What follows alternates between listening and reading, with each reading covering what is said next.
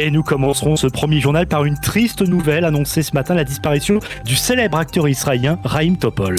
Et oui, effectivement, Chaim Topol s'est éteint dans la nuit à l'âge de 87 ans. Hier, sa famille avait déjà annoncé qu'il vivait ses dernières heures.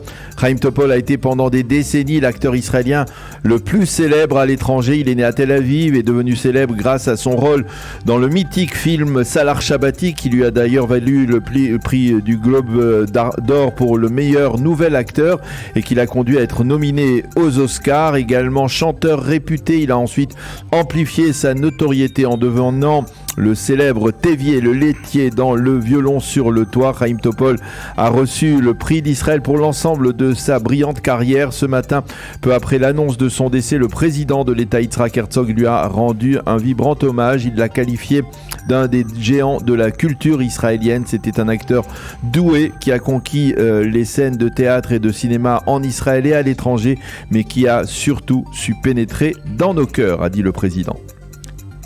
L'actualité sécuritaire maintenant, Daniel, avec une nouvelle opération des forces de sécurité israéliennes ce matin près de Jenin. Oui, cela s'est passé il y a 2 heures à peine. Un commando des Mistarvim de la police israélienne a pénétré dans le village de Djabar près de Jenin. 3 terroristes palestiniens ont repéré le commando israélien, ont ouvert le feu dans sa direction. Les combattants israéliens ont riposté et ont abattu les 3 Palestiniens qui se trouvaient à bord d'un véhicule. Il s'agit pour l'instant d'informations en provenance de sources palestiniennes.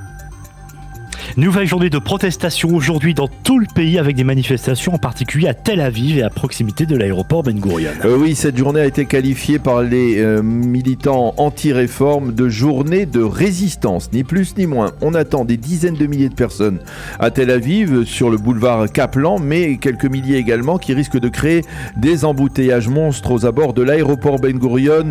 Ces militants entendent empêcher en particulier le départ vers Rome de Binyamin Netanyahou, mais cela pourrait bien entendu retarder de nombreux vols au départ de cet aéroport. La police n'a pas donné la moindre autorisation à ces manifestations aujourd'hui. Il faut donc s'attendre à de nombreuses arrestations et remises d'amendes élevées. Plus de 3000 policiers ont été mobilisés pour garantir le maintien de l'ordre. Si tout se passe sans problème, Benjamin Netanyahou devrait donc s'envoler aujourd'hui en direction de Rome. Oui, le Premier ministre sera attendu dans la capitale italienne par son homologue Giorgia Meloni. Les deux premiers ministres débattront des questions clés à l'ordre du jour. Monsieur Netanyahou devrait demander à son interlocutrice de faire passer l'ambassade d'Israël de Tel Aviv à Jérusalem. Le Premier ministre israélien présentera également, toujours au cours de cette visite, il rencontrera, comme il l'a fait aussi à Paris, des hommes et des femmes d'affaires italiennes pour les rassurer sur l'impact de la crise judiciaire actuelle et pour les encourager à investir en Israël. Le ministre des Finances, Bezalel Smotrich, s'est excusé hier pour certaines de ses récentes déclarations qui ont choqué. Oui, dans une lettre ouverte sur sa page Facebook adressée aux citoyens israéliens, Bezalel Smotrich présente à nouveau ses excuses pour avoir parlé de raser Hawara après l'assassinat des 2 frères Yaniv. Il a également présenté ses excuses aux pilotes réservistes de Tsahal. J'ai discuté avec un ami pilote de chasse de la réserve israélienne qui m'a expliqué que mes propos sur Hawara, doublés par la mise en application de la réforme judiciaire, pouvait être interprétée comme la volonté d'un gouvernement de raser Hawara en donnant un tel ordre à des pilotes de chasse de l'armée de l'air israélienne et que cela a choqué de nombreux pilotes. Je n'ai jamais eu cette intention. Je le dis parce que ces appréhensions peuvent parfois venir de personnes qui sont sincères, pas seulement d'opposants politiques. Je me suis donc trompé et je fais actuellement mon examen de conscience, a déclaré le ministre des Finances. Et enfin, selon un projet de loi à l'étude de la coalition, l'obtention d'un passeport pour les nouveaux immigrants risque de devenir plus difficile. En effet, ce projet de loi vise à réduire considérablement l'attribution de passeports israéliens à ceux qui ne résident pas en permanence dans le pays et qui ne font qu'y vivre occasionnellement.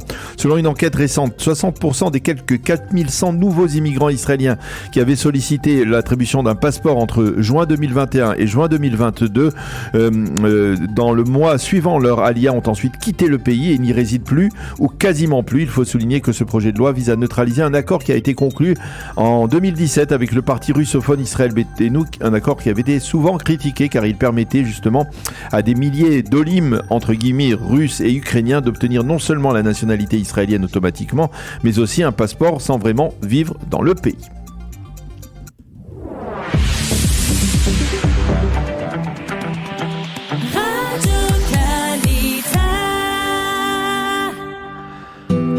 Une page météo pour compléter ce premier journal d'information. Possibilité de légères pluies éparses dans le nord du pays, avec tout de même des températures plus élevées qu'hier. Il fera 17 degrés à Jérusalem, 19 à Tel Aviv et 25 degrés à Eilat.